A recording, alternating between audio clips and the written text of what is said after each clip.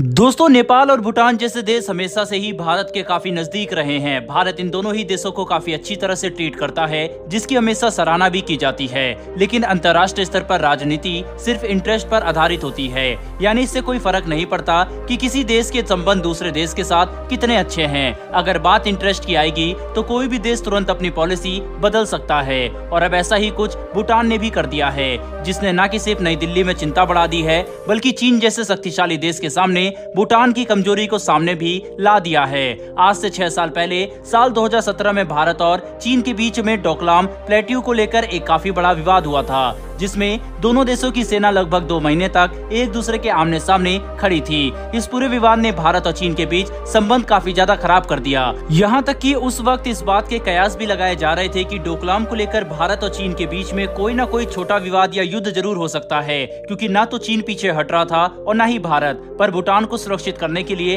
भारत की इतनी बड़ी मदद के बावजूद भूटान ने अब भारत को पीठ दिखा दिया है। दरअसल दोस्तों, डोकलाम में हुए विवाद को लेकर अब भूटान के प्रधानमंत्री ने एक ऐसा बयान दिया है जिसने भारत को काफी चिंता में डाल दिया, क्योंकि इस विवाद के 6 सालों के बाद अचानक से भूटान के प्रधानमंत्री ने एक इंटरव्यू के दौरान ये बयान दिया है कि डोकलाम विवाद में भारत, चीन और भूटान बिल्कुल बराबर हैं, और इस मामले में चीन को भी बोलने का उतना ही हक है जितना भारत और भूटान को है। साथ ही भूटान के प्रधानमंत्री ने यह तक कह दिया कि डोकलाम विवाद को बिना चीन के सुलझाया नहीं जा सकता, यानी अगर इस मुद्दे को सुलझाना है तो हमें चीन के रेजोल्यूशन को भी साथ लेकर चलना पड़ेगा। दोस्तों, सबसे बड़ी बात तो यह है कि भूटान के प्रधानमंत्री ने साल 2019 में द हिंदू के साथ एक इंटरव्यू में इससे बिल्कुल ही उलट बयान दिया था, और अब अपने ही बयान के 4 साल बाद भूटानी प्रधानमंत्री पूरी तरह से पलट चुके हैं, जिसके पीछे चीन की लगातार बढ़ती सैन्य और आर्थिक क्षमता का हाथ बताया जा रहा है, क्योंकि भूटान इस बात को अच्छे से समझ चुका है कि वह चीन का सामना कभी भी नहीं कर सकता। इसी वजह से अपने ऐसे बयानों के जरिए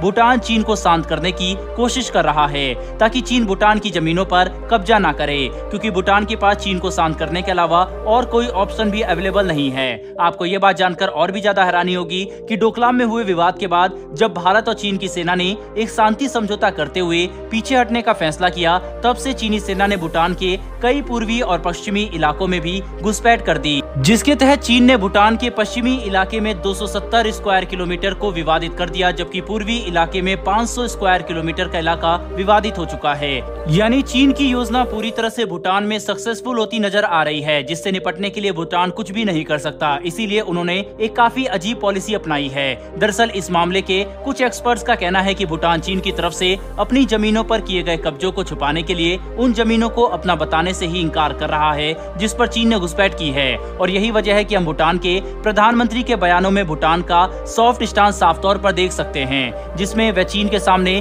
लगभग आत्मसमर्पण ही कर बैठे हैं। हालांकि डोकलाम और दूसरे मुद्दों पर भले ही भूटान चीन के सामने हथियार डाल दे, लेकिन भारत पूरी मजबूती के साथ चीन को टक्कर देने के लिए खड़ा है। यहाँ तक कि डोकलाम विवाद पर भी भारत ने 2 महीने तक चीन को सीधी टक्कर दी, जिसके बाद चीन को पीछे हटना पड़ा। लेकिन अगर आप ये सोच रहे हैं कि डोकलाम भारत के लिए इतना महत्वपूर्ण क्यों है, तो इसका सीधा सा जवाब तो ये होगा कि डोकलाम भारत की सिलीगुड़ी कॉरिडोर के ठीक बगल में मौजूद है। यानी अगर चीन को डोकलाम प्लेट्यू का कंट्रोल मिल जाता है तो वह भारत के सिलीगुड़ी कॉरिडोर पर सीधी नजर रख सकता है, जो भारत की राष्ट्रीय सुरक्षा के लिए एक काफी बड़ा खतरा होगा। इसी वजह से भारत चीन को इस इलाके से दूर रखना चाहता है। लेकिन चीन ने कुछ सालों पहले डोकलाम और इससे जुड़े इलाकों में इंफ्रास्ट्रक्चर का विकास शुरू कर दिया था, और ऐसी ही एक सड़क के डेवलपमेंट को रोकने के लिए भारत और चीन की सेना के बीच विवाद शुरू हुआ, जो लगभग 2 महीने तक चला, जिसके बाद दोनों देशों की सेनाओं ने एक शांति समझौते पर हस्ताक्षर करते हुए विवाद को खत्म करने का फैसला लिया। जिसके बाद चीन ये बात अच्छे से समझ गया कि भूटान भले ही चीन की घुसपैठ के सामने कुछ ना बोले, लेकिन अगर वह डोकलाम और भारत से जुड़े इलाकों पर